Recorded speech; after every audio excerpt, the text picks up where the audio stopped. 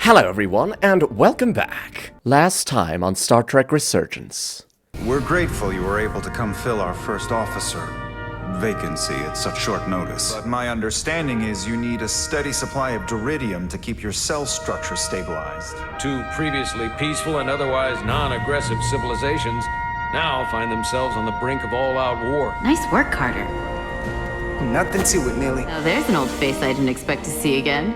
Hey, Miranda. We've got a massive energy wave inbound. Raise on shields. screen. We have crew outside and are looking for the We have safest people way on this station. situation. Commander, what are you doing? Blow the bolts on the docking clamp. The captain doesn't know the whole story. I'm giving you an order. You go first. What? Let me save your neck this time. No.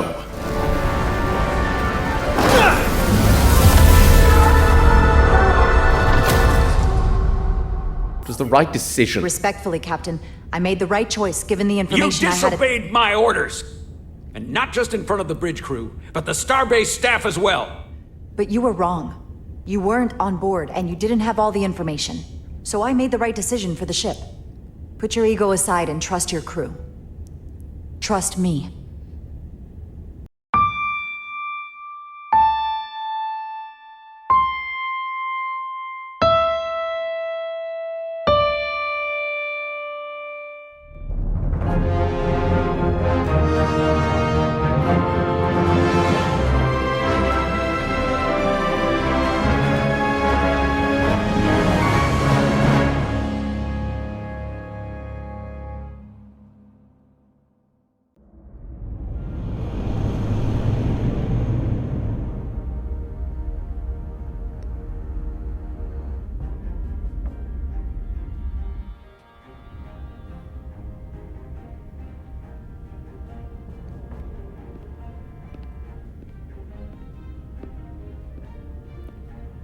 The crew All likes me. departments reporting full mission readiness. We've got our full complement on board. This is my favorite moment, right now. The start of a new mission is always full of possibility.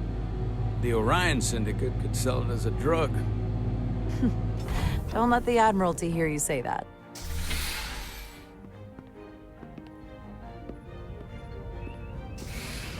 Captain on the bridge. Sit, everyone. You all know, I'm not big on speeches. We're embarking on the first mission since our refit. Let's make it a good one. Disengage docking clamps. This time intentionally. Docking clamps released. Thrusters ahead, Mr. Handar.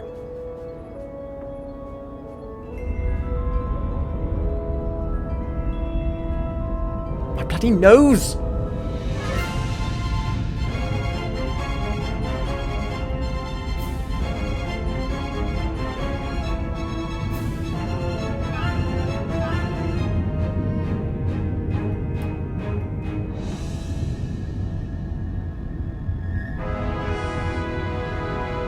I love how the ship is moving.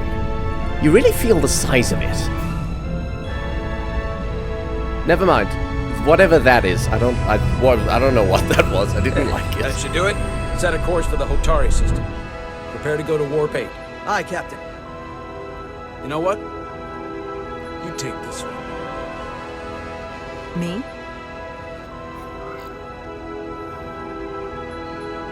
Engage! Engage.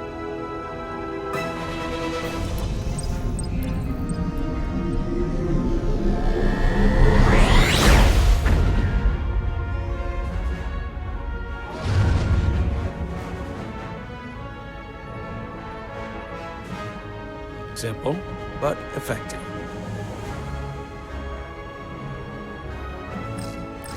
What, do I have a specific position where I have to sit? No other positions are usable? Easy. Thank you. I'm fine. Really,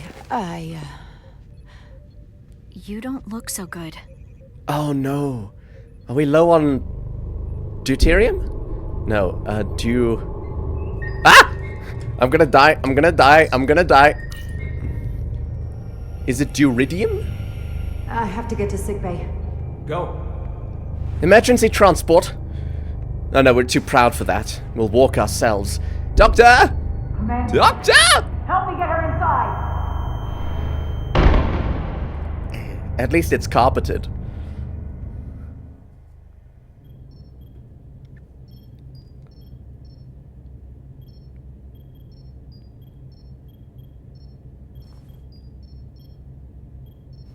Oh, that's probably how they give us the Duridium.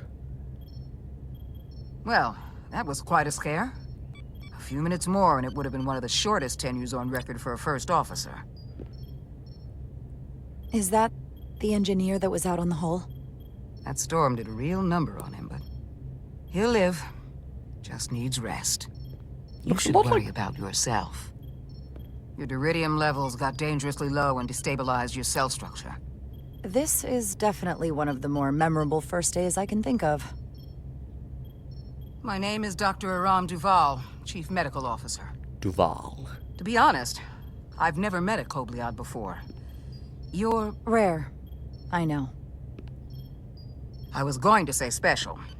Your people's numbers have dwindled, despite the Federation's efforts to find a more readily available alternative to the duridium you need to survive. Yet you joined Starfleet, and managed to thrive. I imagine the responsibility must be overwhelming. Maybe even a burden at times. It's who I am. I know what it means. And I know the responsibility that comes with it. But I can't be anything more than who I am.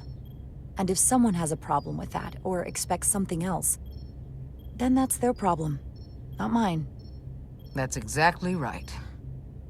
And don't worry, I won't treat you like a science experiment. I just do the science and leave the experiments to Solano.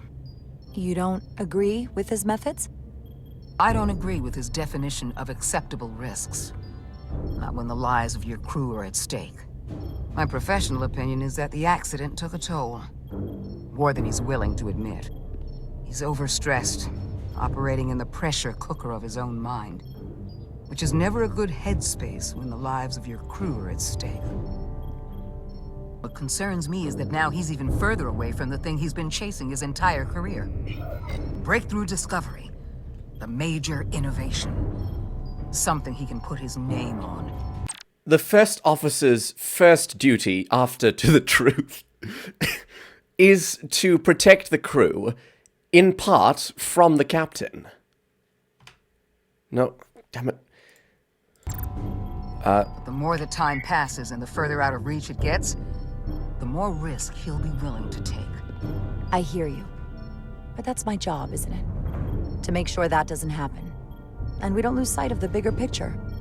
Which is exactly why I'm so glad you're here. We need you now more than ever.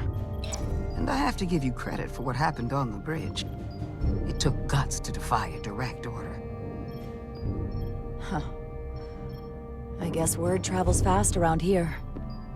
It's a small ship. And everyone's curious about the new XO. Fortunately, your cell structure's almost completely stabilized. And I'll spare us both the lecture, but I do feel it's my responsibility to remind you, without regular infusions of duridium, you will not live. It's as simple as that. Understood. Then, my work here is done.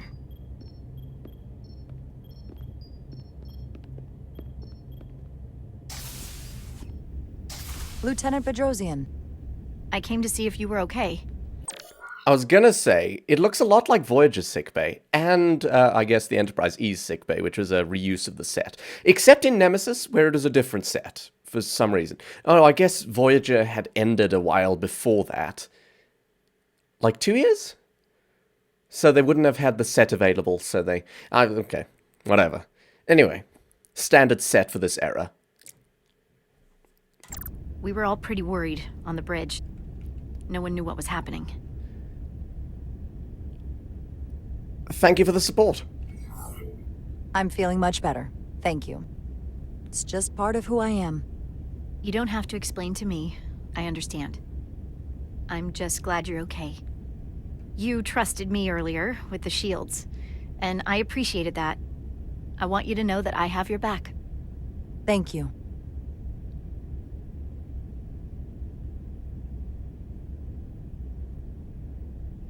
Now, Carter, the emissions that gave you that burn are quite unusual, like everything else that goes with this storm. That's a combination of hyronolin and lectrozine to counter the radiation effects. That should help speed your healing. She's come by a couple of times to see you already. I forgot her name. It's been a Be week. brief. It's good to see you awake again. I was starting to get worried. Not that you aren't in good hands with Dr. Duvall. Should He did we... take one hell of a shot, though. I should be appreciative. I hear you've been checking in on me. Thanks for that. One of the benefits of working a security rotation. Lots of opportunities to walk by sickbay and stop in. Millie was looking in on you too, by the way. But since it's just us right now, I had a chance to think about this while I was away. And I thought it was important that I just come out and tell you. Instead of tiptoeing around it. Or worse, leaving it unsaid. It's okay, Miranda. You can tell me anything. I know that. Then come on. Just spit it out. I'm trying. Let me talk. What I'm trying to say is, we've been really good friends for a long time.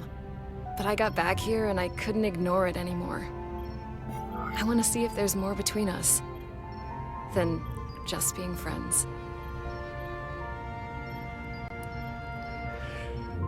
Carter? I don't know her. Are you sure about this? They're my feelings. Of course I'm sure. Well, I just mean, seeing me in here. After we almost got killed out on the hull. I felt this way before that, Carter. I like you. And I think there could be something more for us. Because the game hasn't spent much time with her, I don't know if this is going to be a mistake or not. If she's just some covert raging narcissist, or if she's actually, as she seems, a wonderful person. I don't know. And I'm very anxious. What do you say? Damn it! I like you too, Miranda. And I'd like to see where this goes. Good. I was really hoping you'd say that. Can we go on a date and let me, Sorry like, to probe you for... The patient needs to rest. Not if he wants to literally. get back to his old self. Of course. I mean, maybe literally. I'll see you again soon. Probe you for narcissistic tendencies. Or antisocial personality disorders in general. Stealthy psychopaths exist.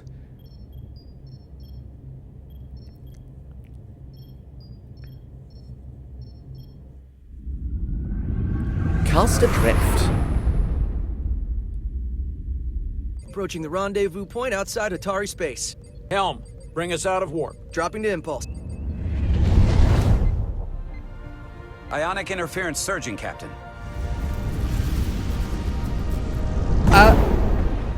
Maybe let's back off. Integrity holding. We can take it. We're at What? the correct coordinates to meet the shuttle. Commander Rydek, find us our diplomat, if you will. Aye, Captain. Since when do we readily warp into asteroids and sit there while they're pummeling our hull, reducing our shields very slowly, but reducing them nonetheless, while we look around? Let's look around from a little further away. Or not, I don't know. Let's reduce the noise. Filter out environmental signals. I can manually tune what's left for Federation signal types. And all I have to do is spin a knob. Nothing's happened. Oh. Oh. I've located the shuttle. Opening comms. On screen. Shuttle to Resolute. Shuttle to Resolute. Debris field. Lost maneuvering. Losing. I can't get it any clearer. Why is the music so cheery? Won't get a transporter lock. It's just not happening. Okay, open the shuttle bay Power and up the eat tractor them. beam. We'll pull them directly into the docking bay. I mean, that works too.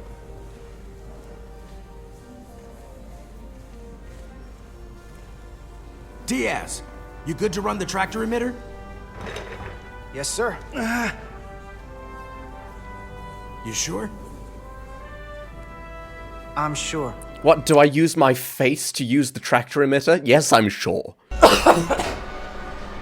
Come on, Diaz. First thing, lock onto the shuttle and stabilize the rotation. I'm pretty sure you just got here. Why is an ensign telling me what to do? Am I also new here? I thought I was some... I'm at crewman second class. You don't go up a class just by doing nothing. We're pulling in debris. I'm on it. So, are we... Do I use the same button? Oh. Oh my dear heavens.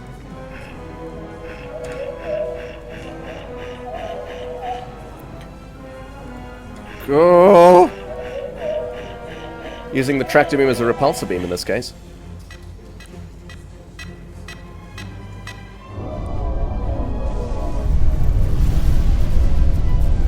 That's gonna take out the shuttle. It's the bridge. There's a large piece of debris headed for the shuttle. The tractor beam can't handle it. Can our shields take it? I believe so. Commander Ryder, plot an intercept course. On it. Knock it with a nacelle, like a golf club.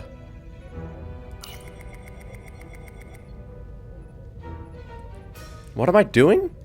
Shield the shuttlecraft. Ah.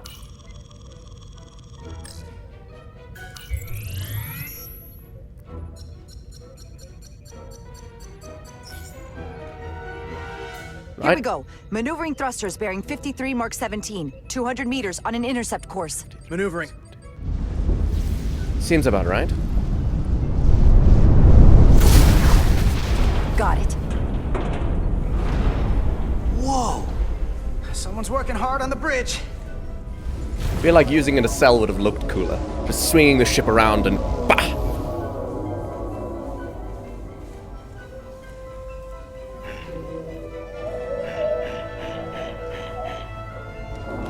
Sucking him into the shuttle bay.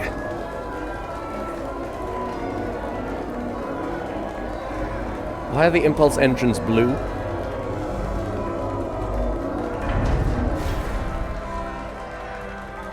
USS Excelsior. We got the shuttlecraft on board. Good job. We're on our way down to meet them.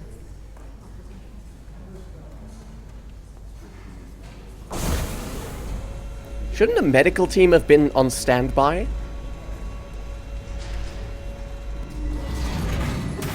Terra firma, so to speak. Ambassador Spock. I mean, my lack of reaction is because I knew this sort in a trailer. What did you mean by terra firma, sir? The captain will be right down to meet you, sir. In that case, I will wait for him here.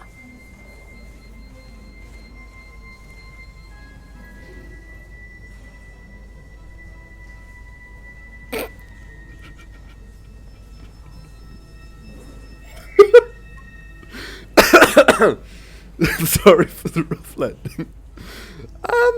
Welcome aboard. Well, let me be the first to say, welcome to the Resolute, Ambassador. Thank you, Petty Officer... Carter? Carter Diaz. Sir. I am pleased to meet you, Petty Officer Carter Diaz. It appears I have you to thank for my safe arrival. Your assistance arrived not a moment too soon, if I may say so. Well, it wasn't all me. I got some help from upstairs. A bombastic approach to clearing debris. We thought we were prepared for our arrival in Hotari space, but it is evident my craft was not sufficiently robust for such intense ionic activity. The storm has been pretty intense. There was an element that was most unusual.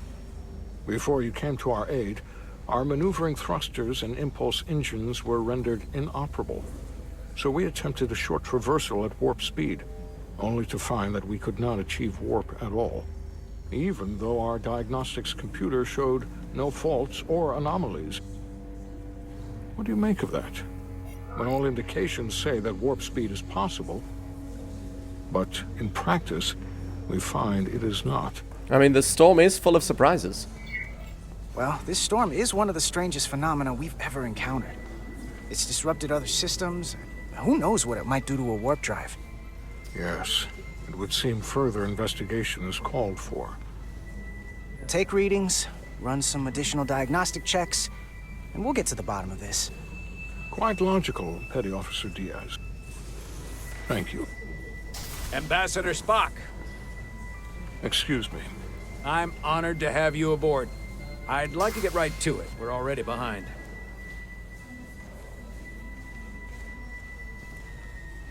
I nailed it.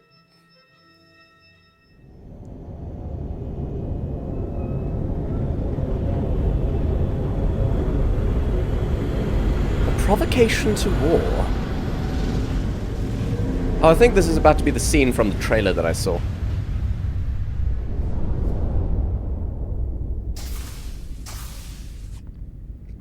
Ambassador Spock, my senior staff.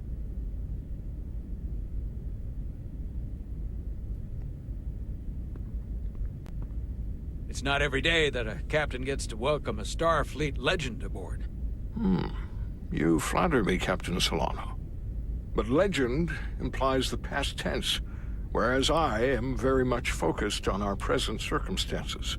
I didn't mean to suggest you were stuck in the past. You're right, Ambassador. Not the most diplomatic choice of words. Your experience comes from the past. But our present situation calls for it. True enough. We were hoping you could fill us in on the details.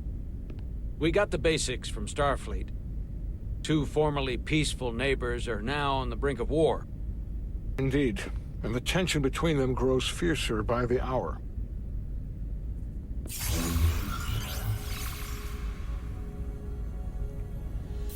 Alydia and Hotari. The Alydians are the more advanced species. They made first contact with the Hotari over a century ago. This is Tau, the Hotari moon. It is rich in dilithium, and for decades, the Hotari and the Alydians have shared a mining operation there. The Alydians provide the technological resources, while the Hotari have served as the labor force. The stability of that arrangement was the source of their peace, until recently. The Hotari have suddenly and forcefully seized control of the mining operations and expelled the Alydians from their system. That is the official story, as told by the Hotari when they requested Federation mediation. But the details remain scant. Communications between all parties have been limited by the ionic interference.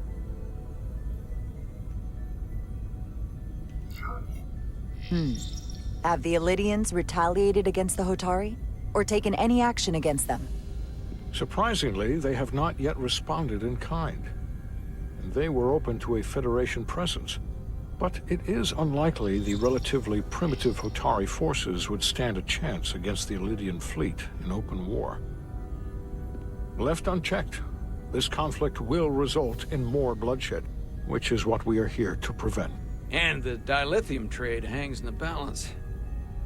Clearly the Hotari have been exploited in this relationship. Maybe we can persuade them peace is the more profitable alternative for everyone.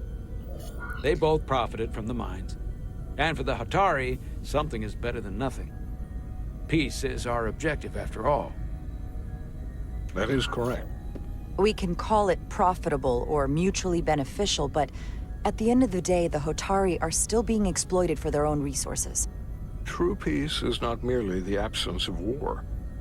And as such, this conflict will surely come again.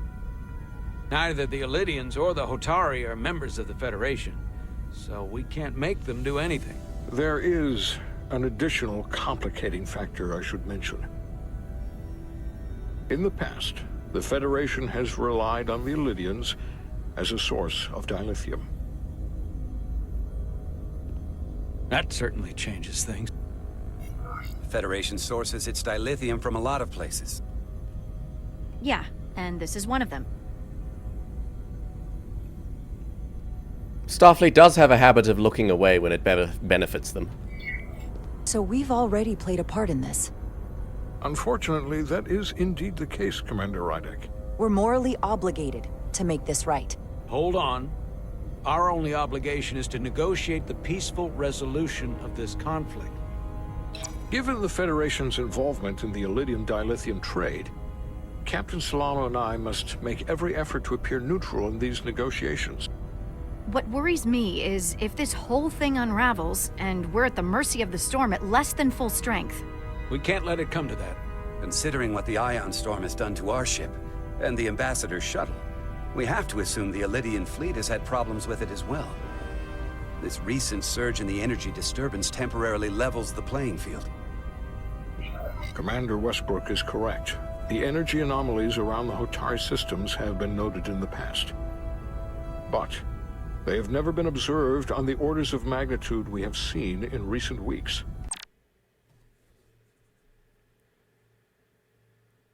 The Hotari would have motivation to create this storm if they did. The Alydians are the ones who took over the mine.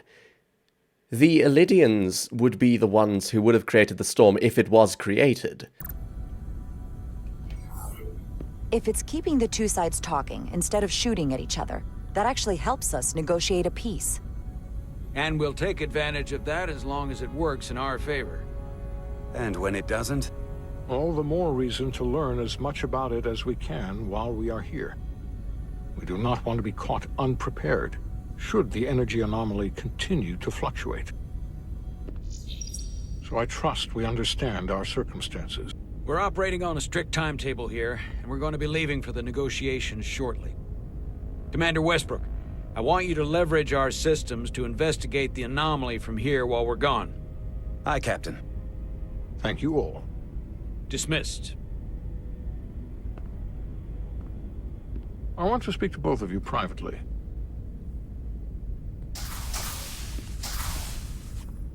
Ambassador Spock, I'd like to make a formal introduction. My first officer, Commander Jara Rydek. Commander, as you are aware, there are limits to what Captain Solano and I can do in our official capacity as representatives of the Federation. But someone in an unofficial capacity, your first officer, for example, would not be bound by those restrictions. Commander Rydek could ingratiate herself to certain parties behind the scenes, where they may be more candid in revealing information that could lead to a resolution. She certainly goes her own way. Maybe that helps in this case. I'm guessing we're gonna go speak to the Hotari. But I'm not opposed to it. I'm honored to be included in the negotiation process. You're not just included, you are instrumental. Well, I hope Commander Rydek will have more luck finding out what really happened than we will through official diplomatic channels. The fate of the negotiations, the interests of the Federation, and the prospect for peace may very well depend on it.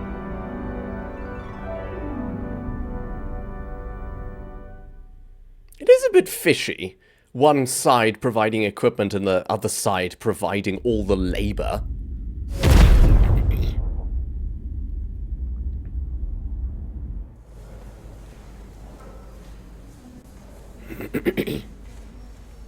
Navigational complexities.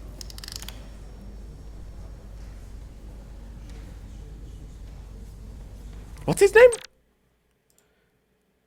Chovak. No. Mr. Diaz, I understand you have already discussed the warp drive failure with Ambassador Spock? I have. It is imperative that the Ambassador's shuttle be flight ready. I need you both to ascertain the root cause of the system failures he encountered. I'm surprised, Commander. I thought you would have wanted to work on Ambassador Spock's shuttle yourself. I respect the Ambassador and his many accomplishments, but I do not derive any satisfaction from interacting with his shuttle as if it were somehow transubstantiated through its association with him. Especially when I have the entirety of this starship to concern myself with.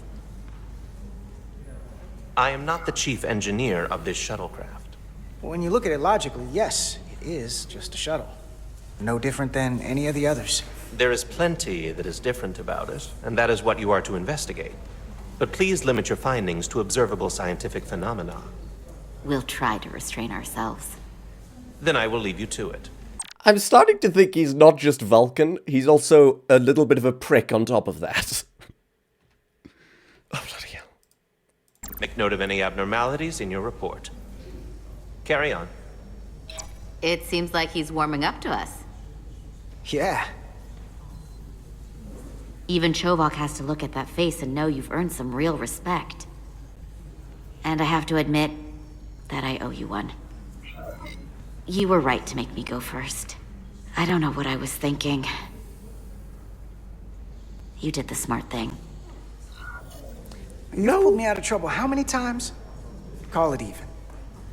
What do you mean it is the smart thing? I think it is a bit of a... I regretted that decision initially, because we were pressed for time. She might not have actually been injured if things had gone down, if I hadn't insisted. It was a heat of the moment thing. I actually don't think I made the right decision. It wasn't the time for heroics.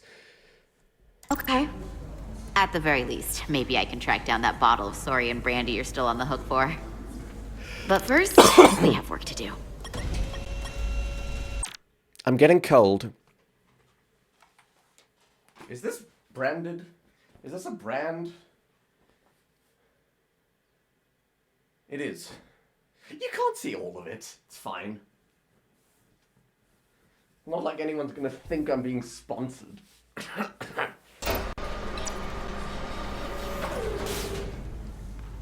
Ready to go?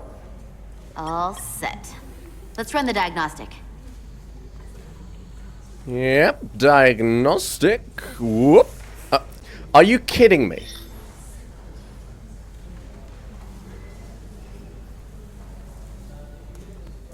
I want to look at the fault logs. Come on. Okay, run diagnostic. So... I know about your talk with Miranda. You do? She sent me a Priority 1 dispatch right after your conversation. I'm happy for you. Both of you. Thanks. But I'm only going to tell you this once.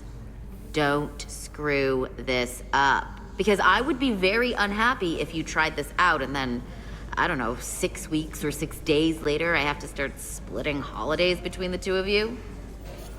All because things went south and you're not on speaking terms. Is that going to happen? That just isn't going to work for me. It might happen. I'll do my best not to have that happen. I know you'll respect that. That's not gonna happen, okay? And why are you even going there? We haven't even gone on a date yet. I just want you to know where I stand. I like my friends and I like our group. I don't want to lose that. Is that thing done? Yeah, it's wrapping up. Let's see. The relays along the primary EPS are blown. The backup relays are all intact. An EPS overload from the warp drive could cause that. But how did the shuttle end up dead in the water? Huh. Well, maybe the ship's data recorder can tell us something.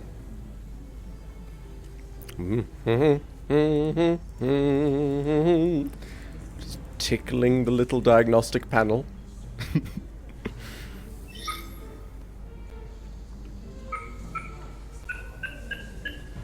Here. They were only about 8 minutes from their plotted warp point. No faults, just those warnings.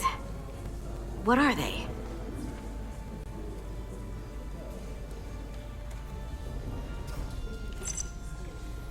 Subspace variance. Let me read! What does that mean? It means the main navigation array lost sight of space somehow. Will the array going offline cause that? Yes, but it should have also thrown a fault code.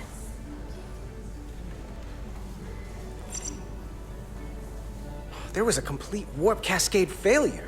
Wow. They're lucky the shuttle didn't turn inside out. Makes me think the computer panicked on the warp field equation. The warp field became inverted suddenly. I've seen this happen when the center warp coil cracks. A cracked warp coil throws a fault code. Still, we should take a look. Any one of these failures should have thrown a fault. If it was caused by a system failure. None of this caused the relays to blow. Roll forward to when that happened. Yes, ma'am. So here, they take a moment to get their bearings and they attempt to re-engage the warp drive. There. That's the relays blowing.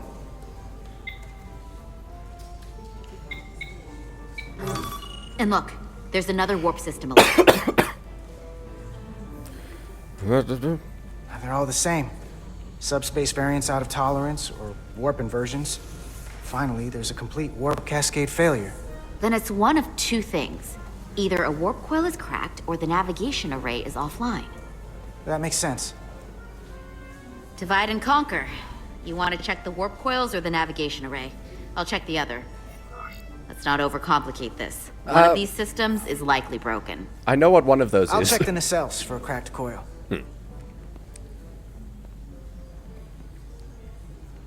Looking for cracks is easy enough.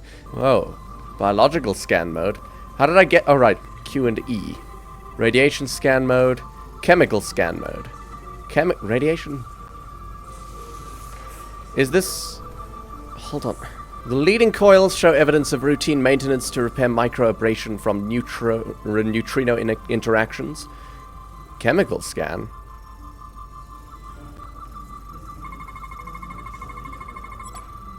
Center coils guide the warp field through its focal event, maintaining a collimated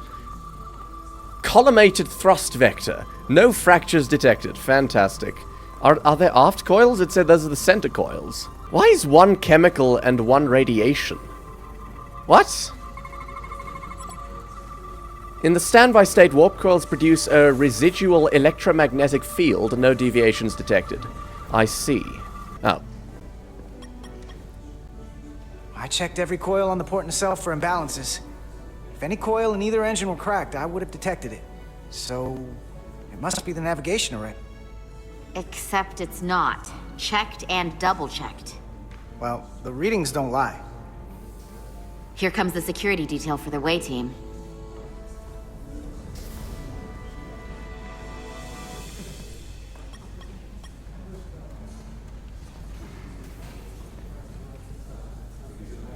Hey. I'm not here. We're escorting the negotiating team to the surface as soon as they come down from the bridge. I don't want to interrupt some important work. I was just hoping to see you before I go. Yeah, try not to die, please. The captain and the others will be here any minute now. Should be an interesting ride down to the surface. You're the one with the important job to do. Keeping the captain safe. And Ambassador Spock. And yourself, please. It doesn't always feel that way. Baking in the hot sun, standing guard next to an empty shuttlecraft. But it has its moments. Hey, Maris. Aren't these those button pushers you're always hanging out with? And you're the phaser jockeys we always beat in Parisi squares, right? All aboard for Hotari. That another one of the captain's railroad things? Gotta be.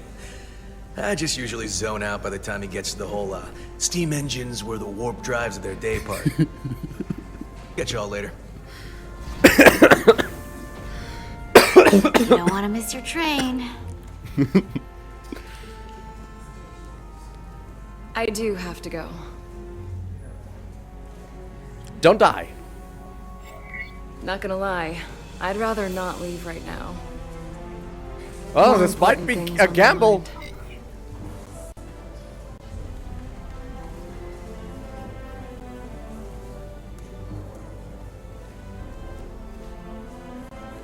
That was nice. Please don't be a narcissist. It was. Save some of that for when I get back. What, for probing?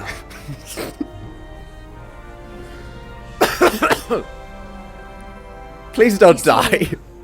She's absolutely gonna die, but please don't die.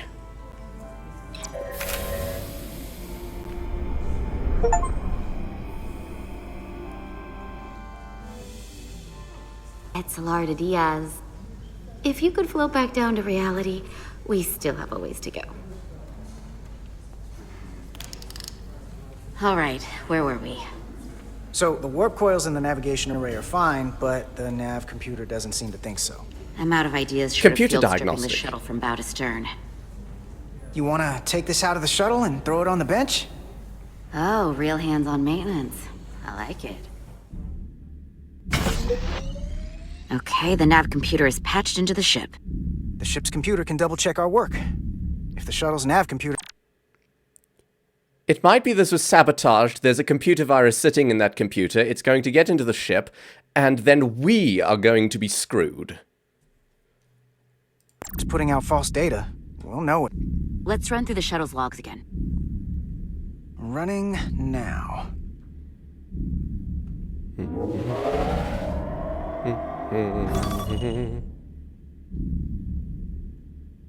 Same.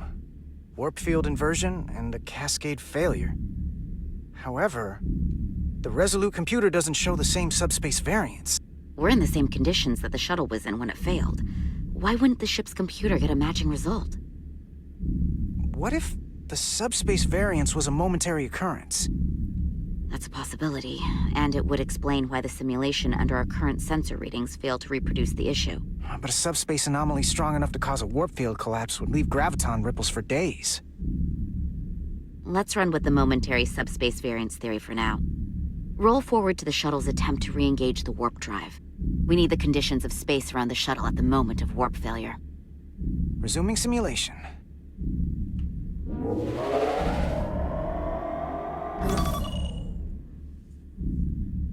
Error in warp field calculation. Cochrane formula variables are out of ring. That right there. Take the shuttle sensor data from that moment. Computer, why did the warp field calculation fail? Warp field pressure returned non-orthogonal. Results are undefined. That doesn't help. Wait, what if we use a different ship? Put the Resolute into the simulation instead of the shuttle. Yeah, it should warp just fine. Unless... Computer, run the simulation with the Resolute. Resolute simulated. Computer, give me manual control on the warp power. Static field intensity, warp 1.1. 1.2. 1.3. Warp pressure is destabilizing. Error in warp field calculation. The warp drive has experienced a system-wide cascade failure. Warp field collapsed.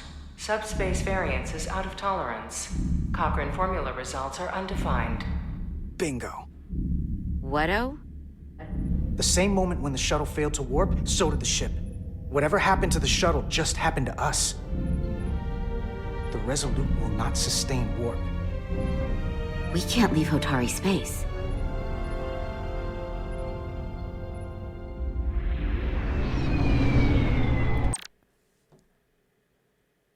I have no idea what's going on. Okay, so they were running a simulation that's caused them to decide that we cannot create a stable warp field to go to warp now. But they still don't know what's causing that, and if it's still happening. And they said that the ship's sensors aren't reading some sort of variance or residue of said variance that would be left behind by anything that would cause that. So basically, we might not be able to go to warp, or we can. We don't know. So, unless am I missing something? Because they're making it seem very dramatic, and I don't think it is. It's just something that's unknown and might happen to us.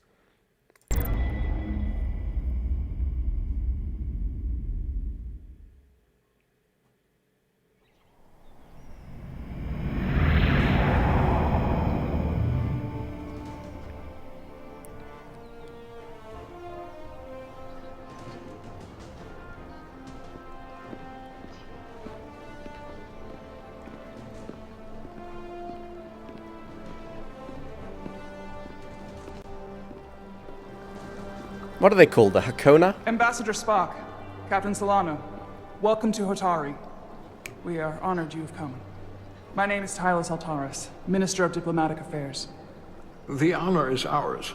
And this is Commander Jara Rydick, first officer aboard the USS Resolute. You'll find she has a keen mind. and unique insight into the dynamics between the Hotari and the Alydians. It's very nice to meet you. Likewise. I hope... These must be the representatives of the mighty Federation. The reigning authority in the galaxy. Or so we've been led to believe. Whether that's true or not remains to be seen. But, either way, we're grateful you've made the time to come to our little corner of the universe. And you are? This is Galvin, and this is Citron, the heroes of the revolt in the mines.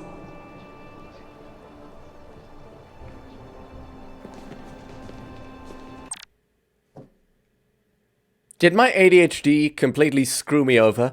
Because I thought the more technologically advanced Alydians, or whatever they're called, are the ones that are in control of the mine. Did the Hotari take control? Well, no, then that would indicate that they were being exploited, and all we have to do is negotiate a more fair deal between them, where they're not being exploited. I have successfully privatized world peace.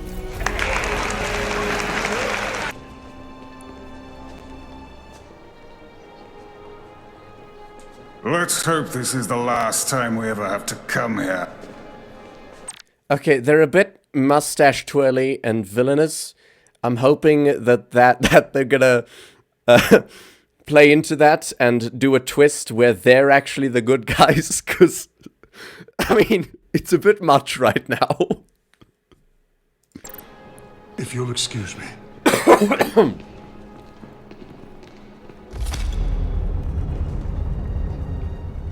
I think we're about to begin. Did you hear the arrogance from that guy? I don't know what we're walking into here, but that guy was something. Which guy? That may be true. But let's keep an open mind going into the negotiations. Hopefully he's just one voice amongst many. Then let's hope he's the outlier. The Hotari have invited us as their guests, so we must show them the proper respect.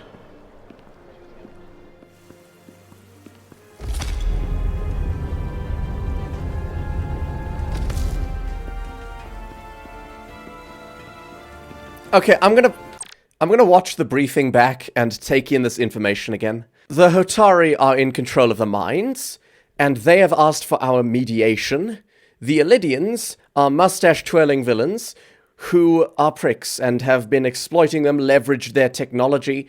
But I suppose it is a deal, so the essence of this must be that original deal for them to provide the technology and for the Alydians, Hotari to provide the labor, must not have been very fair for the Hotari. Or they're being pricks. I guess we'll find out.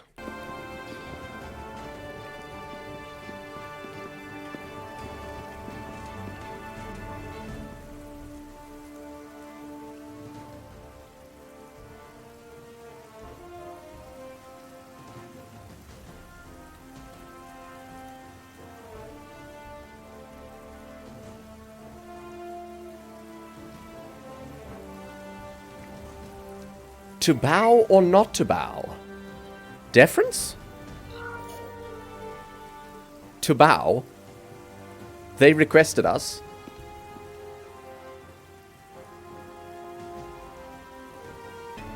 Ambassador Spock, welcome to Hotari Prime. The honor is mine, Your Majesty. That the Federation would send one of their most respected representatives is not only an honor to the Hotari people and their queen, but a recognition of our stature and importance. Let's get on with it, shall we? With all due respect to the Federation and their ambassador, they have no authority here. We are not members of their alliance. We are not subject to their rule, nor yours. We demand the immediate return of all mining operations to Alydian control, as it has been for centuries and will be for centuries more. That has always been our understanding. That understanding has changed. Then you invite war! And if you cannot remain silent, you will be silenced. But his point is well taken. What is the Federation's interest in this matter? Perhaps you would have us trade one oppressor for another? The Federation remains neutral. Our only interest is the peaceful resolution of this conflict. We are here at your request, Your Majesty. For now. I'm trying to keep an open mind here, but it's not easy. I thought they wanted us here. Was there something you wanted to say, Captain? Oh, no. My apologies. And what about the Kobliad? She's not She part can of... speak for herself, can't she? Then let her. We have been complicit in potential exploitation, which the Federation has a habit of turning away from.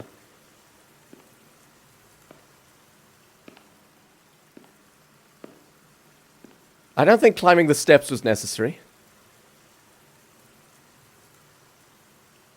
Now then, what is your name? Commander Jara Rydek, Your Majesty. Being a Kobliad, you would know better than anyone. Your people suffered brutal treatment at the hands of the Cardassians. Their injustice towards the Kobliad is as unimaginable as it is unforgivable. Not unlike how we have been treated by the Alydians. As much as they'd have you believe they are the victims here, remember it was the Hotari who attacked us. Hundreds of innocent Alydians were slaughtered without mercy in those mines. The blood is on their hands, not ours. Quiet! If after all the Kobliad suffered, you finally had the chance to right that wrong, to get out from under their control, would you take it? Or would you negotiate a peace?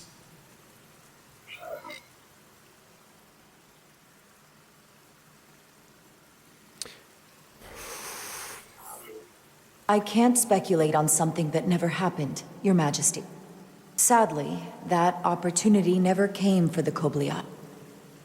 No, it did not. I don't want to ruffle but feathers. We'd be wise to learn from their example, before we too find ourselves facing extinction. The Federation is the most powerful, most advanced alliance in the galaxy. It's widely known we have an abundance of dilithium in our mines. And it's in your interest to secure a steady supply. Your Majesty, if I may. Ambassador Spock would have us believe you're here as a neutral party in the interest of peace. So why are you really here? I want the truth, not your Federation rhetoric. It's possible the Federation has an interest in both peace and securing a steady source of dilithium. One does not preclude or prevent the other. But that's just my personal opinion. Given the Federation has done business with the Alydians for decades, I would agree. It's entirely possible, if not highly likely. What they haven't said, but cannot deny, is a simple truth. The dilithium trade would not and will no longer exist without Alydian involvement. We created it for the benefit of everyone, especially the Hotari. We've given them warp technology. We've let them share in the profits. We've made their lives infinitely better than before dilithium was discovered. All of that goes away if the Federation turns a blind eye to their treachery. That is enough of your lies! The Hotari are quite capable of running the mines. We've done so for centuries. Oh, tell me, who deserves control of the dilithium trade and the mines on Tau? Who should the Federation recognize? The Hotari or the Alydians? Oh my god. Only be one or the other, not both. If I have to choose only one, then it would have to be the Hotari. Well said. How could the just and wise Federation make any other choice? This is an outrage. The Federation has lost all credibility. The mines are ours. Lydia will not be deterred. We will take back our minds by any means necessary. And you will see more blood spilled. I am more than willing to address your concerns, Your Majesty. Yours as well, Representative. But I suggest we could have a more productive conversation with a smaller group. Perhaps only the most essential representatives.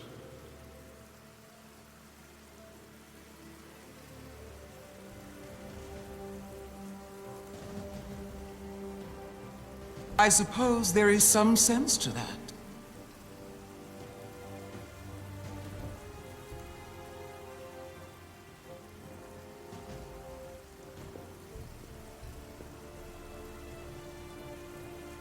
I hope we meet again, Jara Ryder.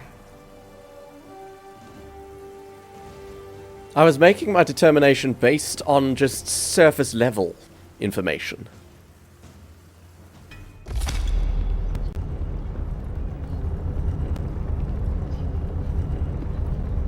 Spock and I will cover everything on the diplomatic front. You make nice with the locals and see if you can get some answers. We need to find out why the Hotari are so willing to risk war. What happened in those mines?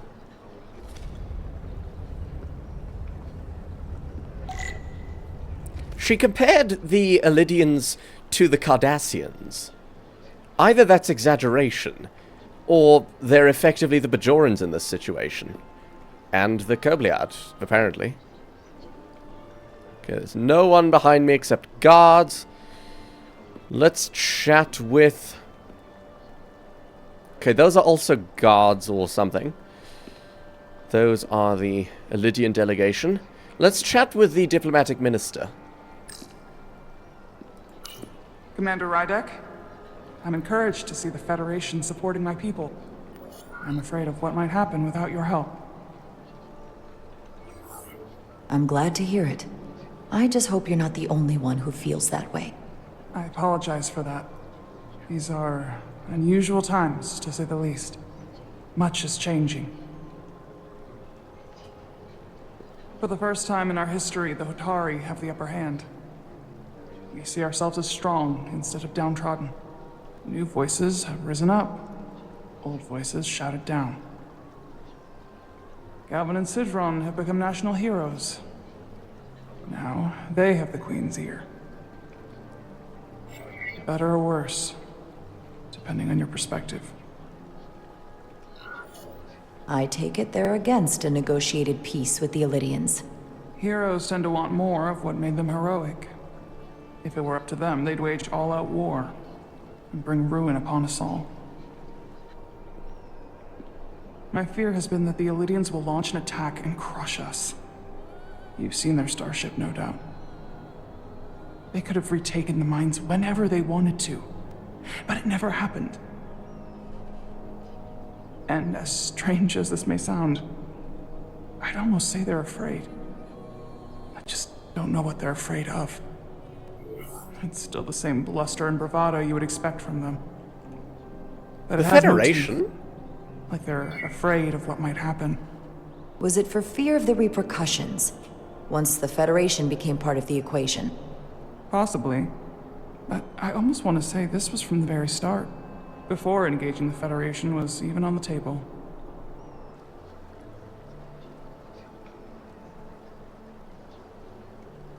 Since the day of the revolt, Galvin has seized control of the mines and restricted all access.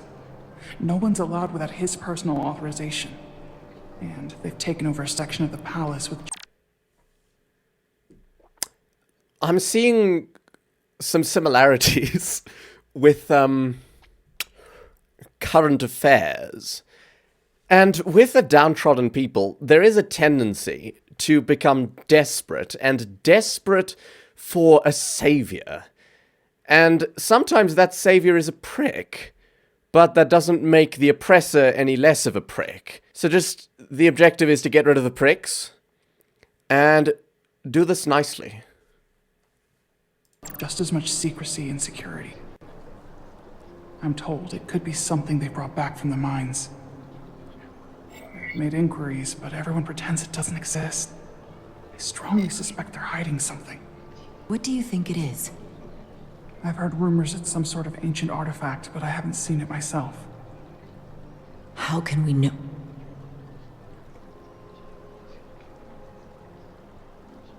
I'd better see what's happening. Do you think you can find out what they're hiding? I need to see proof of something before I can make my case to the Federation. I can try, but even if I found it, I might not know what to make of it. Take this.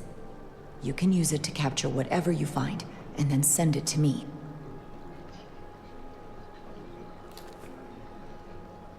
Thank you. I will let you know what I find. And I look forward to our meeting again.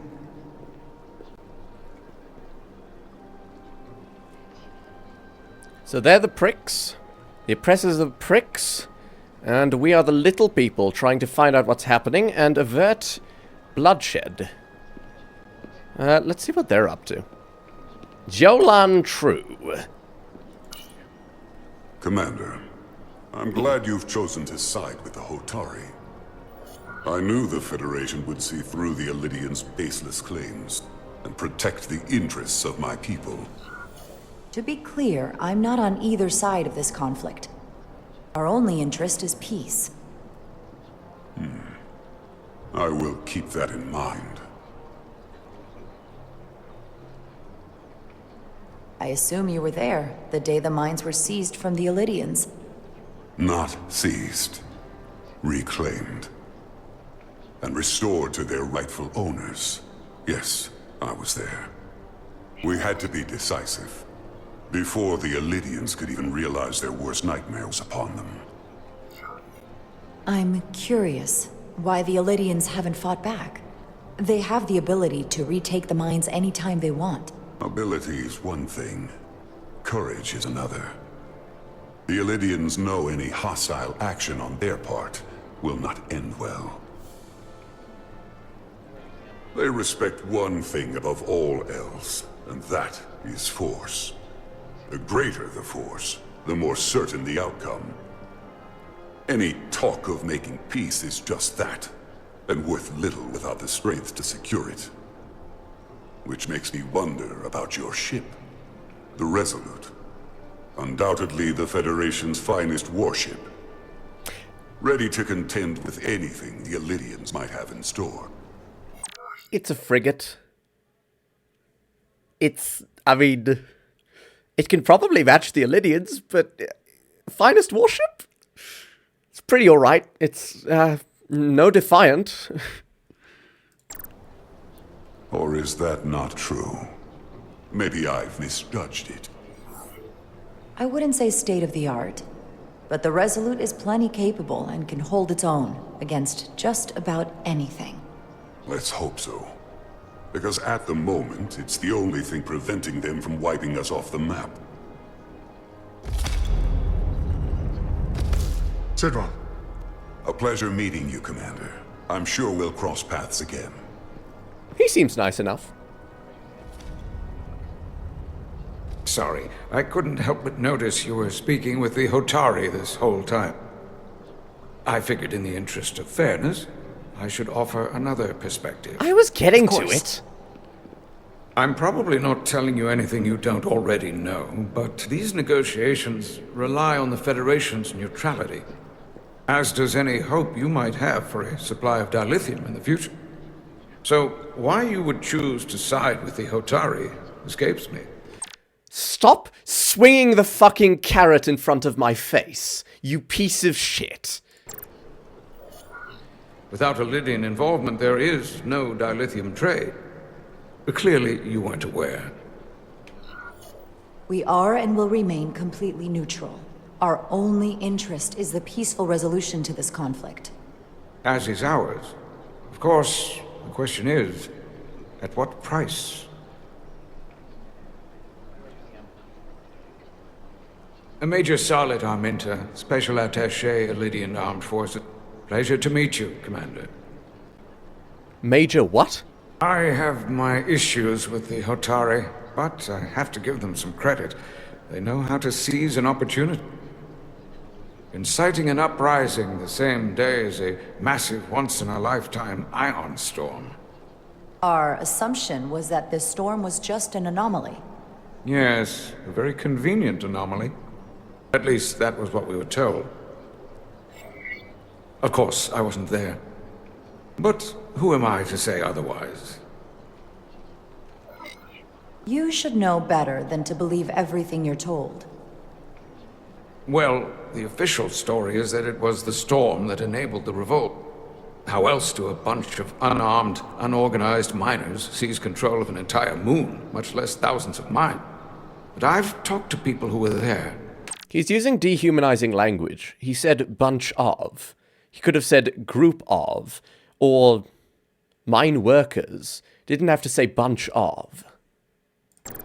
They tell a different story. They say they're lucky to have escaped with their lives. That it was more than just the storm. That somehow the miners were able to harness the energy from the storm. I know it sounds crazy.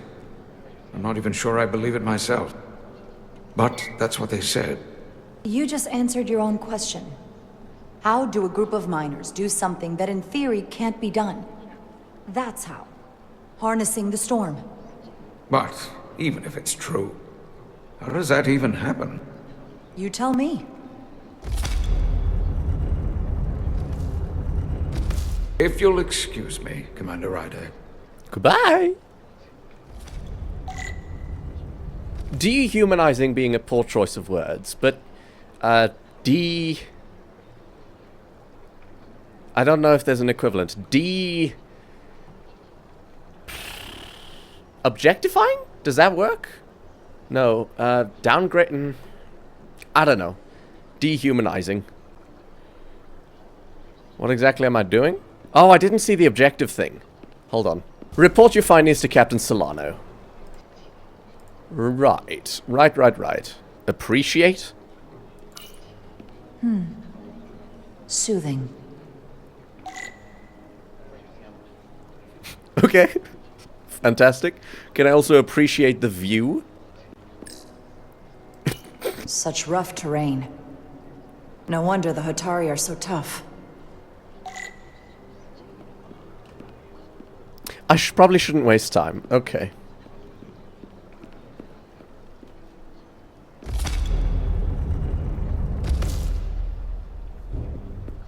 Well, that was a disaster. What happened? The Hotari refused to concede anything, so the Alydians stormed out. The Hotari did not invite us here as peacekeepers. I hope your efforts were more fruitful than ours.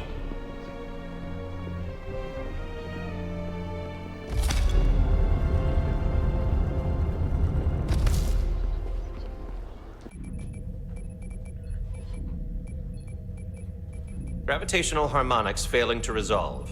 Warp bubble stability degrading. Increase output to maximum. Increasing warp output to maximum. It's happening again.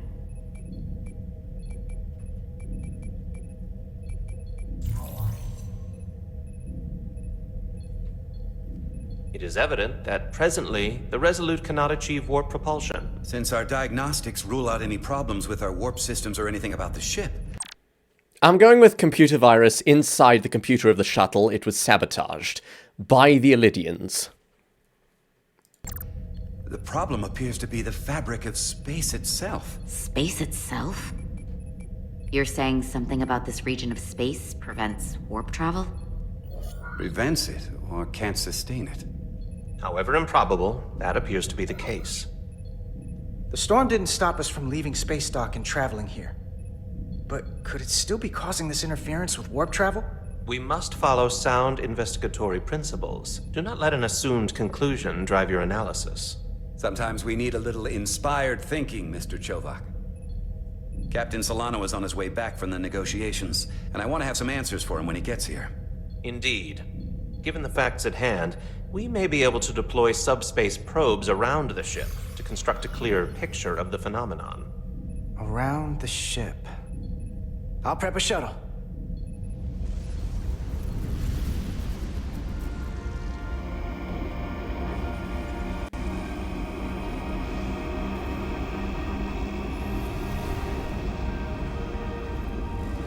Everything's a little too convenient with this storm. But why wouldn't they want us to leave? I'm setting up a waypoint at a distance roughly corresponding to the edge of our warp field. When we get there, I'll deploy the first probe.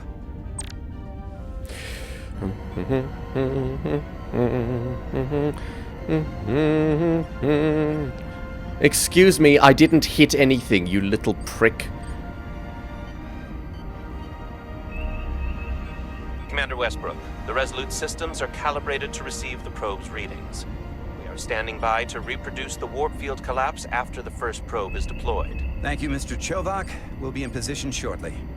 And, Mr. Diaz, do take care in piloting the shuttlecraft. Now is not the time to indulge in the human penchant for joyriding. I'm avoiding an asteroid, you prick. Chovak probably isn't such a fun guy to work for, huh? He's alright. Nah, Lieutenant Commander Chovak's not so bad. You know, once you get used to him. And, I've learned a lot working under him. I have a feeling I'm going to have to work harder to be a political animal like you, with this new first officer coming aboard. Political animal?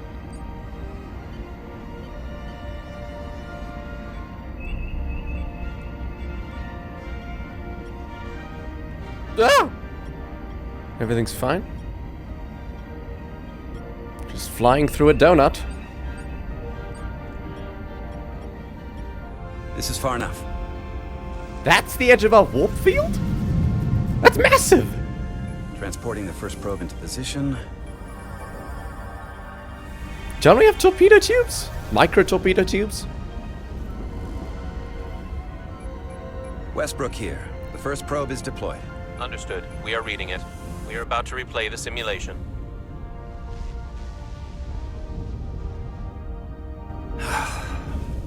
Problem?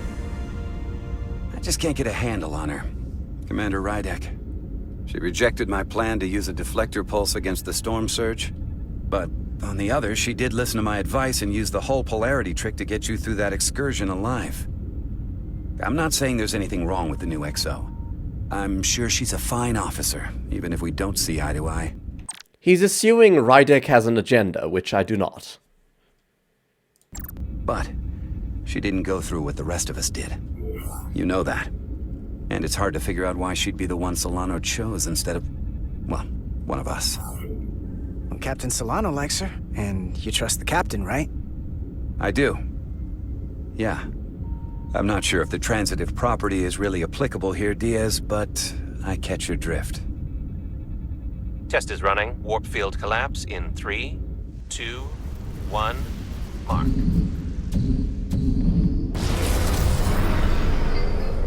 Okay, I see. It wasn't a simulation. That last one they actually did try to create a warp field, and they couldn't. So it wasn't just a simulation. Okay. Whoa. All right, that is definitely a problem with the fabric of space. We need to get another probe out there. So, we just make a new warp equation. How hard can it be? With 2 points of data, the Resolute and the probe, we've managed to get an interference pattern. I'm setting a waypoint to a particularly strong area of interference. We'll deploy the second probe there.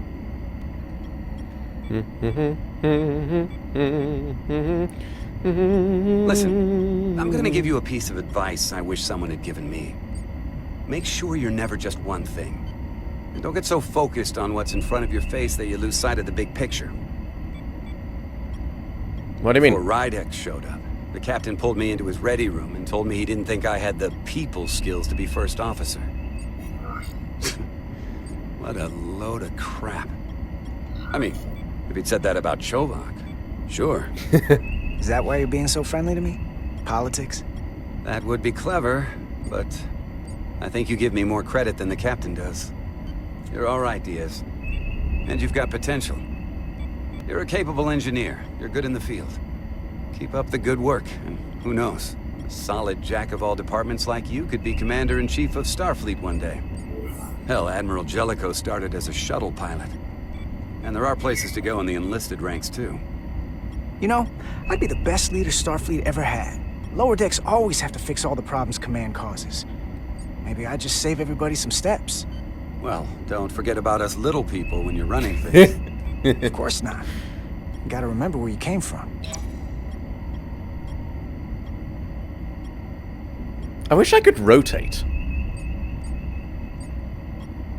I like rotating in space things. It's fun. Here, this is close enough. Stop the engines. Deploying the probe. Westbrook to Commander Chovak. We're ready for another sampling of data. Very good. Running the simulation again. Warp field collapse in 3, 2, 1. Mark. There it is again. I saw it. It seems to be directional. Well, what about the scans? Anything?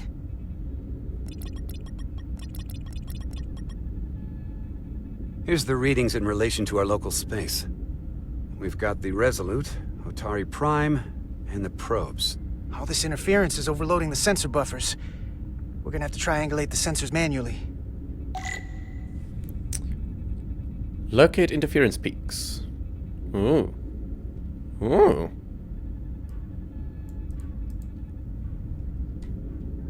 We got something. These markers indicate peaks in the gravimetric interference patterns.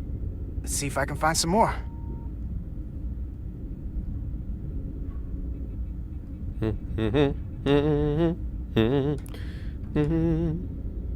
I went over this already. Hold on. Middle of nowhere, near Tau, on the Resolute. I also went over that? Hold up.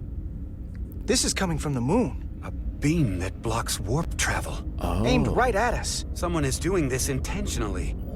I don't know how they're doing it. This is like nothing I've ever seen. Why would they be doing this? We came here to help these people. And now we're getting hit by some warp-killing weapon? Now, look here. It's current readings of the ion storm. These concentrations, they line up with the interference pattern. The storm and this beam, they're coming from the same place. Carter, whatever petty local conflict brought us here, it's just a small part of something much bigger. Is it?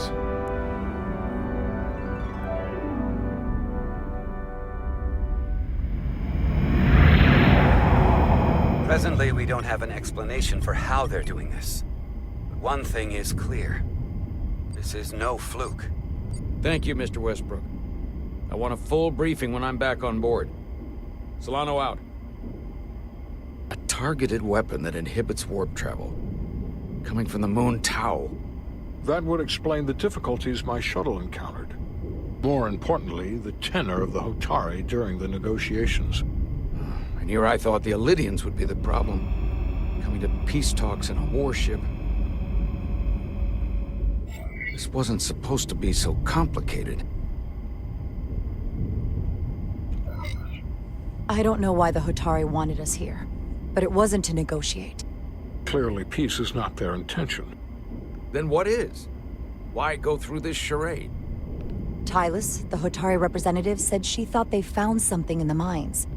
Galvin and Sidron brought it back to the palace, but they're keeping it under tight security. She's going to investigate it. I gave her my tricorder. I expect she'll contact us soon. You found an ally. Why would Tylus help us? She wants Behind peace. her people's back? It's a fair question, considering. She doesn't like the way Galvin and Sidron have been manipulating the situation. And the Queen. Working with us to go around them isn't the same as betraying her people. That may be true. She's certainly more likely to help than the other Hotari we've met. That raises another question. Specifically, what do the other Hotari have to gain in bringing us here, only to make this hostile maneuver against us? There must be some motivation. Unless they changed their minds between when they asked and when we got here. Given their indifference to the negotiations, and what we now know about this warp-disrupting weapon, it's almost as if they want to start a war. And Sidron was convinced the only thing the Alydians respect is force. I would say he's right about that. But at least they know when to hold back. But that does not explain why they would turn their aggressions against us. I don't think the Alydians know what's really down on that moon either. Major Arminta said the revolt defied explanation. That the Hotari miners somehow harness the energy of the storm. Harness the energy of the storm? Doing that is beyond even our capabilities. So is a weapon that disrupts warp travel. There have been civilizations and entities, both past and present, far more technologically advanced than the Federation. The Alydians and Hotari don't fall into that category. But that is all the more reason to investigate further. An ally? A fourth Commander party? Rydak, sorry to interrupt. I've received an urgent call from Hotari. The Queen's advisor, Tylus, has asked to speak with you. Put her through.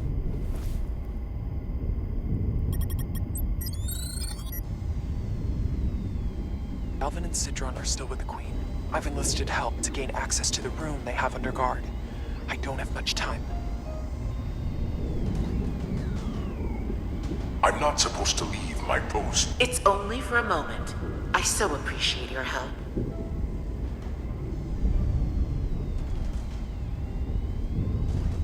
I found something. I'm sending you a scan.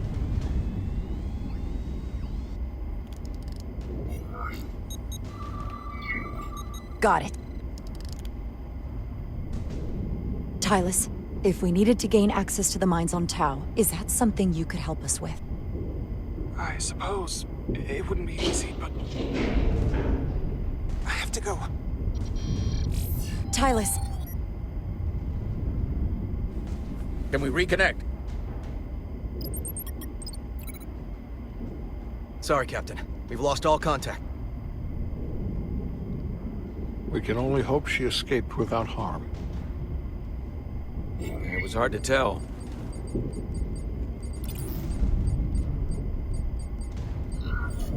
I'm the one who got her into this. If something happens to her, it's my fault. She's one of the Queen's closest advisors. I'm sure she'll be fine. Assuming the Queen isn't part of this. Let's see the scan of whatever the hell that was. Tylus suspects this came from the mines on Tau. It appears to be of ancient origin, but the markings are unfamiliar. We can run a full analysis when we get back to the Resolute. But if this came from the mines, then it might be the key to how they got the upper hand against the Alydians. Then we have to go into the mines. The Federation would not allow that. We were, after all, sent here to be a neutral party in a peace negotiation.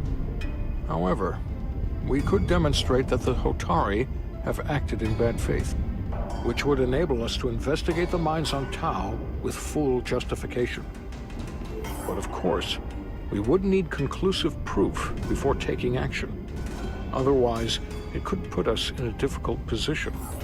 Whatever this artifact is may be proof enough. At least to satisfy the Federation. Especially if we can show the Hotari are controlling the warp disruption. And targeting the Resolute. We may have a better understanding once we analyze the device. But a mission to the mines, covert or otherwise, is not out of the question.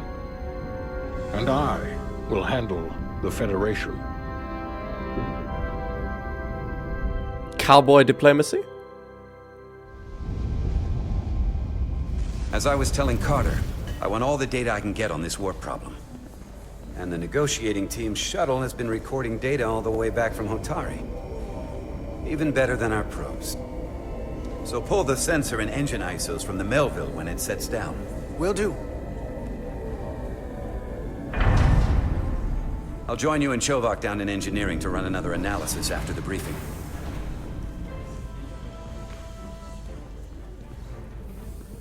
I didn't like this warp problem when we thought it was some astronomical anomaly. And I like it a hell of a lot less now that we know someone is doing it to us. How does it work? What do we even do about it?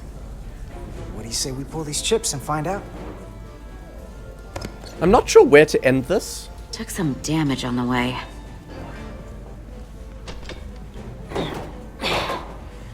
That ionic interference scored the hull plating. I think this is a good place to end it. Hold on. Okay, so we have gotten to containment protocol. We're planning a mission to the mines. The Hotari have something that's preventing our creating a warp field. We don't know why, but it is them. Radical people within their ranks, that is. Oh. I guess that's for the next episode. With that, thank you all so much for watching. If you enjoyed, please feel free to leave a like, subscribe, and I will see you in the next one. Goodbye.